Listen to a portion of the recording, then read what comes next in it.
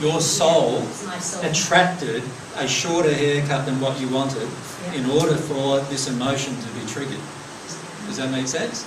Now you can choose to get into it, cry. How many of you have had that? A haircut that you didn't want and you're really upset? A lot of the women will do this. That's great. Allow yourself to connect to that emotionally. And if you connect to that emotionally, you'll find all sorts of issues about unworthiness and lots of very, very core issues. Just driving here is like horrible. Yeah. Even not thinking that it's related to haircut. That's right. And a lot of times it might not be related to the actual hair. And this is the problem with going through the issue intellectually, is that you'll come up with a lot of intellectual ideas, but in the end, it might not be the real cause of the law of attraction, emotion. So the key is to always go into the emotion, because it's the emotion that created the law of attraction. Does that make sense to everyone?